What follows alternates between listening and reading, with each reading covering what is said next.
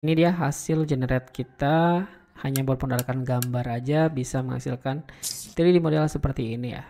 Ini sangat-sangat membantu sih. Oke, di sini kita udah masuk ke dalam software SketchUp-nya ya. Langkah pertama yang perlu kita siapin adalah mempersiapkan gambar yang akan di-generate jadi 3D-nya gitu. Nah, di sini aku udah siapin beberapa gambar ya. Ini adalah beberapa gambar yang bakal kita coba generate ya. Nah, selanjutnya yang perlu kalian siapin adalah pluginnya itu sendiri ya. Jadi kita bakal pakai plugin Swap Aim ya. Plugin ini tuh berbayar, nanti kalian bisa dapat uji coba gratisnya. Mungkin caranya nanti di akhir video aku sampaikan ya. Jadi kalian tonton aja video ini sampai selesai. Nah, di sini kita coba munculkan dulu pluginnya, namanya tuh Aim for SketchUp. Seperti ini tampilannya. Kalian bisa maximize dulu di sini agar kita melihatnya lebih leluasa gitu ya. Nah, caranya untuk menggunakan plugin itu simple aja. Kalian cukup upload aja gambarnya ke sini, terus tinggal di create aja gitu. Oke, kita upload gambarnya ya. Kita masukin gambar yang udah kita download tadi. Kita coba dari gambar yang ini dulu, kita klik open. Nah, ini udah masuk. Selanjutnya kalian bisa kasih nama untuk modelnya sama deskripsinya. Tapi nggak kasih nama atau deskripsi juga tidak masalah ya, karena ini nggak berpengaruh sama hasilnya nanti. Jadi aku nggak perlu kasih nama di sini, terus tinggal kita generate aja. Kita klik tombol create gitu.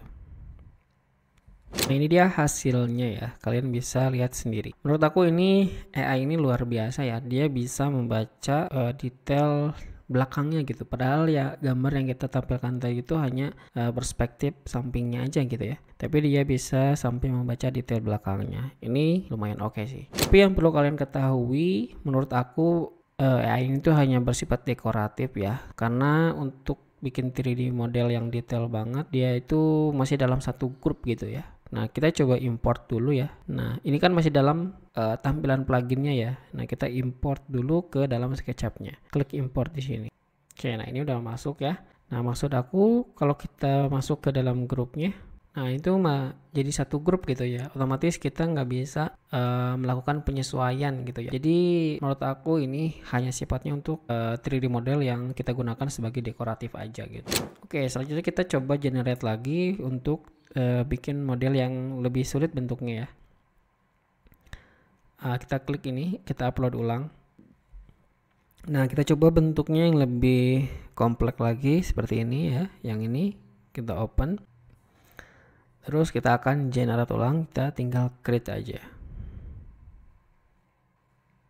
Oke, nah ini dia hasilnya ya. Menurut aku ini hasilnya cukup detail juga ya, cukup sama ya untuk bentuknya gitu ya. Aku amazed banget tuh karena dia bisa merekayasa atau bisa membaca di bagian belakangnya gitu ya. Padahal kan gambar yang kita kasih itu hanya perspektif sampingnya aja gitu. Oke, kita bisa import juga ya di sini. Nah, di bagian sini tuh kita bisa atur nih untuk dimensinya. Kita bisa atur di sini ya. Atau nanti setelah diimport ke SketchUp juga bisa sih di scale gitu kan ya. Atau mau kita matiin teksturnya jadi putih seperti ini juga bisa. Nah, untuk sementara kita aktifkan aja teksturnya ya, terus dimensinya pakai dimensi default aja. Kita coba import lagi ke dalam SketchUp-nya. Oke, seperti ini ya. Selanjutnya kita generate terakhir ya, kita coba satu kali lagi. Ini bentuknya lebih rumit, apakah dia bisa membaca bentuk 3D-nya seperti apa. Nah, kita coba pakai yang ini, kita klik pen lagi. Oke, sudah masuk, kita langsung create ya.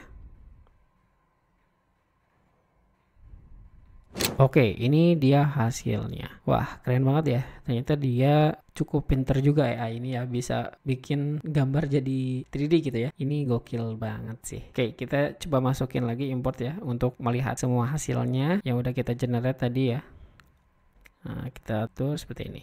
Oke, ini dia hasil generate kita, hanya bermodalkan gambar aja bisa menghasilkan 3D model seperti ini ya. Ini sangat-sangat membantu. Jadi kesimpulannya dari aku, ini sangat worth it banget untuk dicoba ya, karena kita bisa merubah gambar jadi 3D dalam waktu yang singkat banget. Tapi yang perlu diperhatikan ya, ini tuh mungkin penggunaannya hanya untuk sifatnya yang dekoratif aja, bukan yang memerlukan detail gitu, karena 3D yang dihasilkan itu hanya dalam bentuk untuk satu grup yang kesatuan gini ya, artinya kita nggak bisa melakukan penyesuaian lebih lanjut gitu ya. Jadi buat kalian yang penasaran dan pengen coba plugin ini, karena pluginnya berbayar kan ya, kalian bisa coba dapetin uji coba gratisnya dengan cara cukup dengan bikin akun. Linknya nanti ada di deskripsi video ya. Bikin akun aja di situ. Setelah kalian bikin akun, nanti kalian isi Google Form ya, masukin username akun kalian dan data lain sebagainya untuk diaktifasi sama tim Swap AI-nya. Nanti setelah kalian coba Swap AI-nya, jangan lupa juga kasih feedbacknya. Misalkan